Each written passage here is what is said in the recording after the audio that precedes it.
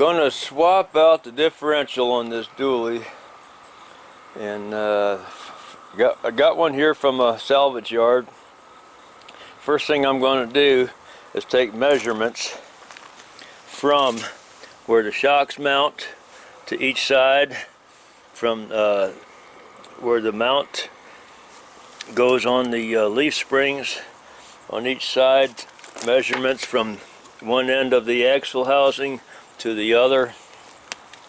Take all these measurements on there, and underneath the truck I'm going to put some spray penetrating oil on everything that's going to come off.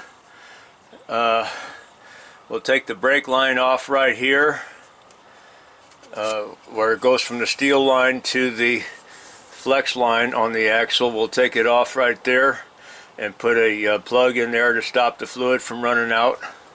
And then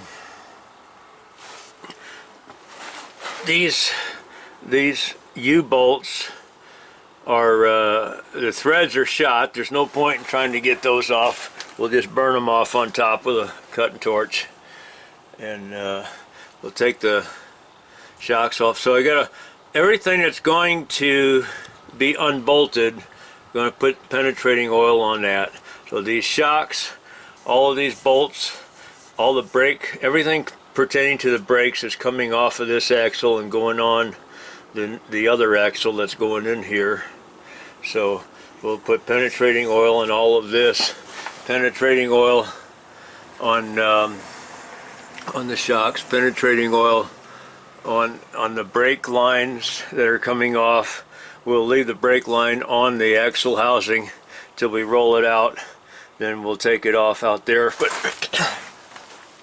we'll have to take the brakes off up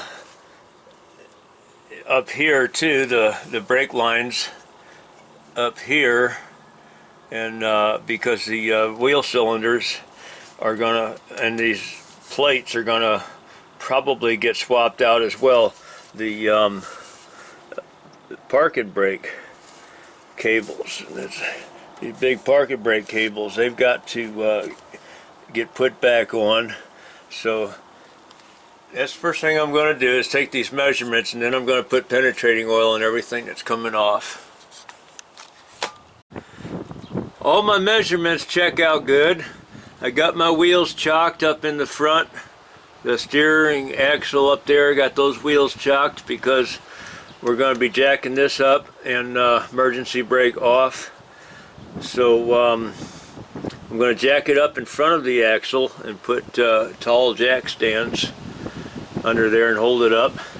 And one advantage I have is that this truck does have a dump bed on it, so I can pick it up, I can raise up the dump bed and have better access to some stuff going on under here that I got to deal with.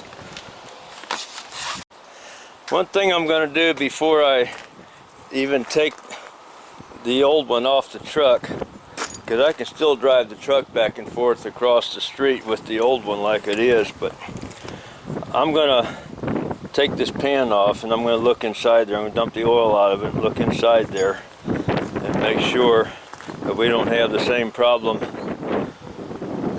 even getting started with the same problem. Make sure nothing like that is happening before I go ahead and put this on. I almost forgot to check to make sure my new U-bolts are going to fit, and without taking real precise measurements, we're looking pretty good right there. So I had these made up at I live in the St. Louis area, and I had these made up at a place called St. Louis Spring. I just gave them the measurements of what I had, and the ones that are on here are a little bit long. We made them about 2 inches shorter, so we don't have all that extra thread sticking out.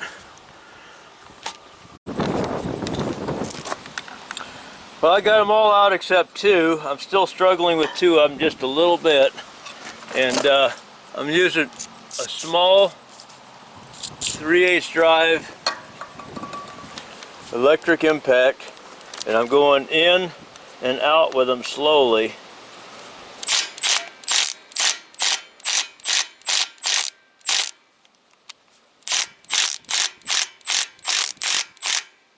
That one's about ready to come out, I think.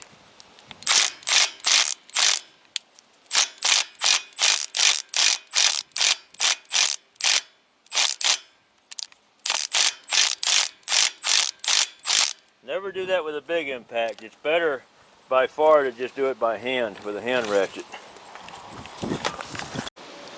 Got them all out. Probably won't reuse these bolts. I'll probably just save them in my scrap junk bolts, nuts and bolts. And we'll just use the ones that came out of this truck because they're in better shape. So now I'm going to take a screwdriver and a putty knife. I don't have the putty knife scraper out here yet, but I'm going to start working my way under this pan all the way around and breaking the gasket loose, lifting that pan off of there. I'm pretty sure there's a lot of wind noise on that camera, but I apologize for that. I don't have an inside shop that I can work in, so my garage is completely full of tools. No room for anything else, so.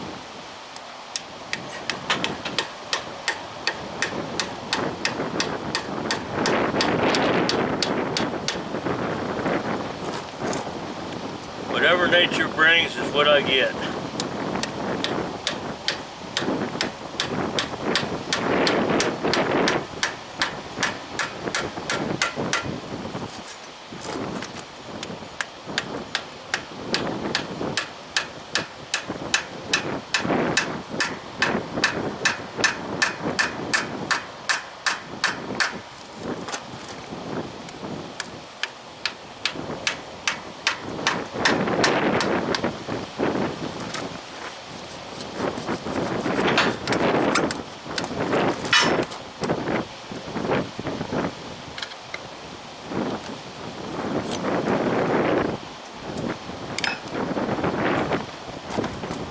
I'm just going to do that all the way around until the pan comes off. Never force it in one spot unless the whole thing just pops off for you, because you'll bend it. So far it looks pretty good inside.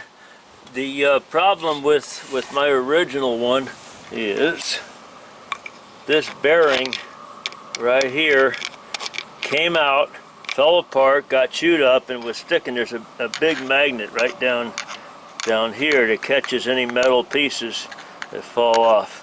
It'll stick to that magnet. And so, well, the oil is sticking to that magnet, so there is some powdered metal in there. But anyway, that bearing is intact here, and I have no way of knowing how tight it is or how good it is. I'm just guessing, because I'd have to take all the guts out of here to get at it. So that is why I am changing the differential. Well, I think I'm satisfied that the gearbox is okay. I put a few bolts back in it. I'm going to go ahead and take the brake lines off and the axles out. Brake lines, you know, where they go into the wheel cylinders there. Or calipers if you're doing this on a one that has disc brake. And the axles, I'm going to take these bolts off. This axle will come right out. That one, the fence is in the way. I'll have to move the Bobcat over a little bit to pull this one out, but that's nothing.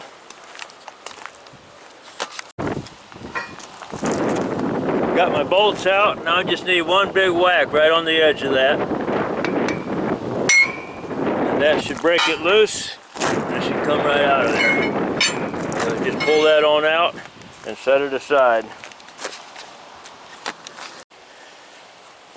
When you go to put your axles back in, if you take them both out at the same time and put them both back in, one of them is a little bit longer than the other one. So you got to make sure if you're putting the short one in where the long one goes, it's just not going to catch the gears at the other end. And you got to spin that thing a couple of times and bounce it up and down so that it'll catch the gears and slide in. If it doesn't do that, then you probably got the short one in the long hole. Or vice versa if the long one doesn't want to go in all the way.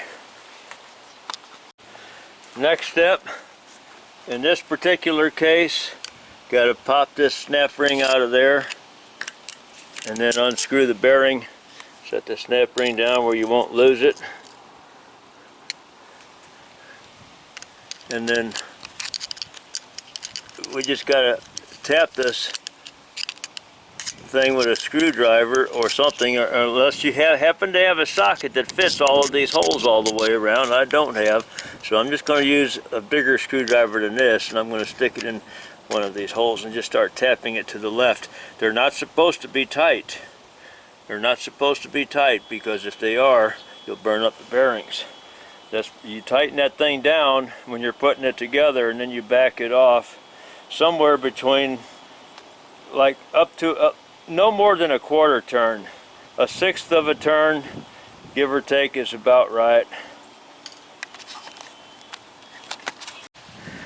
Well, I found something I wasn't expecting here, and it's because I don't work on these things generally. I did work on mine original.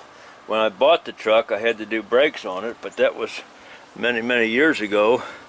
It's looking like I need to stick a magnet in here and pull this key out of there.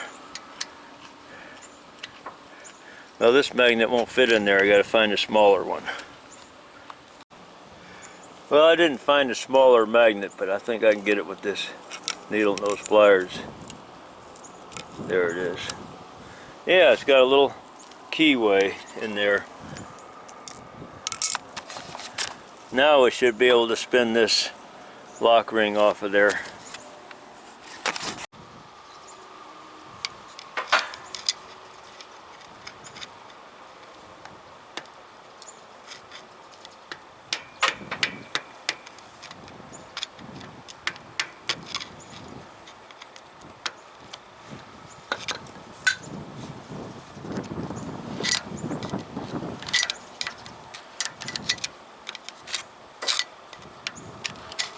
This is going to be a long video, so I'm not going to keep the camera on all of this stuff. I'll just get it started and then finish it without the camera.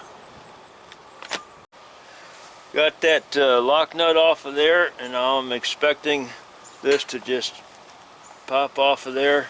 Well, the brake is rusted up in there. It may not come off, but I'm going to get that bearing out of there. I'm going to try. Almost came out.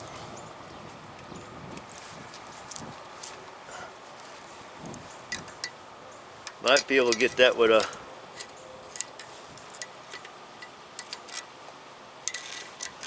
normally what I do, I just pull the drum right off, but this is seized up since it's been laying in a junkyard for so long. But I got it, that bearing is loose, it'll come right out. That's the outer bearing. The inner bearing, you can't get that one out. You got to take the hub off to get that one out.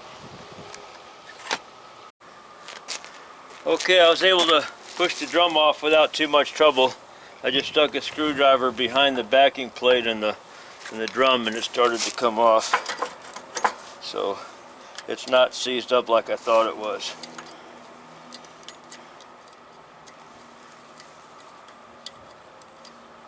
Huh, that bearing doesn't come out of there. I'll be darned. I guess it stays in. I didn't know that. Alright, I'm going to lift this drum off of there and set it down. At least I think that's what I'm going to do.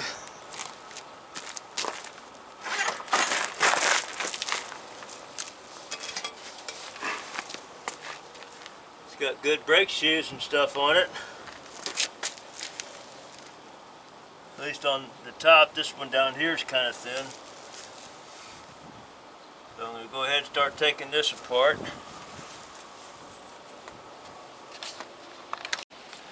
I got this off on the other side, and this grease, this reddish brown, is not a good sign. It's on the threads and everything. I got to wash all that off of there clean. I'm probably not going to use those drums. I'm pretty sure I'm just going to use the drums that are on my truck, because this thing sat outside for a long time, and so that reddish brown is rust, and so I want to clean that up and get that off of there, And so now I'm going to go ahead and pop these brake shoes off. I got special tools for drum brakes. I bought these back when drum brakes were on everything. Everything had drum brakes. Disc brakes were far and few between. Even cars that I worked on back then had drum brakes in the front wheels. So do this on camera and get these pieces off of there. Show you how I do that with this old stuff.